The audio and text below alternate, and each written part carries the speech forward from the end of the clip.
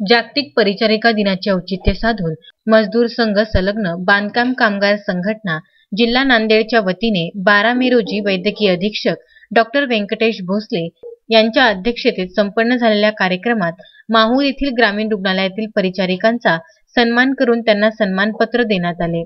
आद्य परिचारिका Florence Nightingale यांच्या प्रतिमेचे पूजन करून कार्यक्रमाला रीतसर सुरुवात करण्यात आली।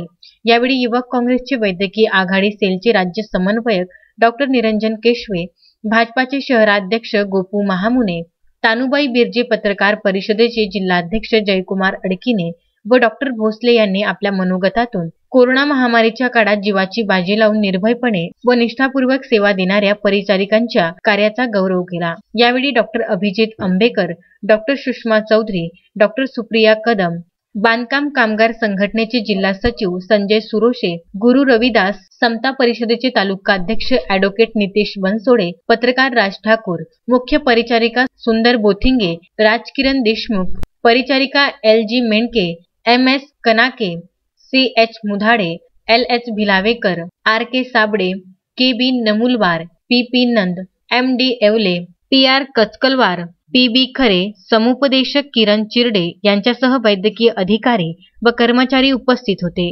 सूत्रसंचालन पुरोगामी प्राथमिक शिक्षक संघटनेचे तालुकाध्यक्ष SS पाटील यांनी केले, तर संजय सुरोशे यांनी आभार मानले। 12 मे जागतिक परिचारिका दिनानिमित्त माहूरगड अतिदुर्गम भागात कोविड-19च्या काळात आपल्या जीवाची पर्वा न करता आपल्या परिवारापासून दूर राहून मानव सेवा ही ईश्वर सेवा म्हणून करत असलेल्या परिचारिका डॉक्टर यांच्या या कार्याबद्दल भारतीय मजदूर संघ जिल्हा नांदेड नतमस्तक आहे।